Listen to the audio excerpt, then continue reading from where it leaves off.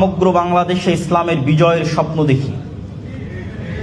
আমি অনেক সময় মনে করি, যদিও আমার এই কথাটি বাস্তবে প্রতিফলিত হবে না, তবুও হয়তো এরকম পর্যায়ে কথা বলার সুযোগ ভবিষ্যতে নাও আসতে পারে। সেহেতু এখানে বলেই নিই যে বর্তমান সরকার যেই পদ্ধতির উপর এসেছে, পরামর্শের ভিত্তিতে যোগ্য মানুষকে সবাই নিজ নিজ জায়গা থেকে চিন্তা করেছে আমার চেয়ে কে ভালো হবে, এবং তারাও হয়তো চেষ্টা করছে তাদের জায়গায় বিভিন্ন মন্ত্রণালয়ে কোনো প্রকার দল মত না দেখে যোগ্য ব্যক্তিদেরকে নিয়োগ দেওয়ার এই যে পদ্ধতি, পুনরায় গণতন্ত্রের দিকে ফিরে না গিয়ে এই পদ্ধতিকেই যদি কন্টিনিউ করা যায়, তাহলে এটাই ইটসেলফ ইসলাম প্রতিষ্ঠার জন্য যথেষ্ট। এটা অনেক সময় আমরা বুঝি না যে এই সরকার যেই দিন শেষ হবে, আমাদের দাবি থাকা উচিত যে সেই দিনও পরামর্শের ভিত্তিতে সরকার প্রধান নিযুক্ত করতে হবে। আলেম ওলামাদের পরামর্শ, দেশের অন্যান্য স্টেক হোল্ডারদের পরামর্শ, তাদের পরামর্শের ভিত্তিতে সরকার প্রধান আসবে, তিনি তার পছন্দ মতো তখন তার ক্যাবিনেট ঠিক করবেন। এটাই ইসলাম।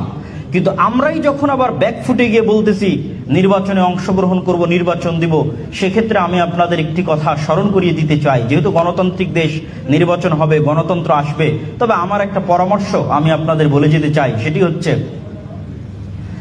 যে 5ই আগস্টে আমাদের লক্ষ লক্ষ কোটি কোটি ভোটার রাস্তায় ছিল, কিন্তু সরকার গঠনের সময় আমাদের অবস্থানটা কোথায় ছিল?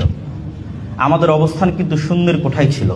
ডিসিশন মেকিং এর জায়গায় আমরা শূন্যের কোঠায় পৌঁছে গেছি।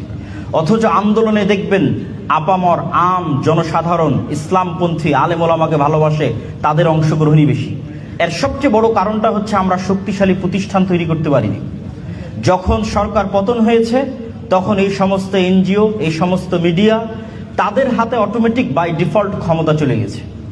এই জন্য আমি উদাত্ত আহ্বান জানাবো, আজকে এখানে দেশের বড় বড় ইসলামী দলের নেতারা উপস্থিত আছেন, আপনারা যেমন নির্বাচন কেন্দ্রিক প্রস্তুতি নিচ্ছেন, আপনাদের দীর্ঘমেয়াদী মুসলমানদের শক্তিশালী প্রতিষ্ঠান, শক্তিশালী মিডিয়া, শক্তিশালী অর্থনৈতিক প্রতিষ্ঠান, এগুলো তৈরি করার জন্য আপনাদের চিন্তা চেতনা এবং পরিশ্রম করতে হবে, যেন আগামী 20 বছর, 25 বছর, 30 বছর যখনই আবারও এরকম প্রেক্ষাপট আসবে, তখন যেন স্টেক হোল্ডার ডিসিশন মেকিংয়ে শক্তিশালী প্রতিষ্ঠান থাকার কারণে ইসলামপন্থীরা সেই জায়গায় পৌঁছতে পারে। এটা আপনাদের প্রতি উদাত্ত আহ্বান।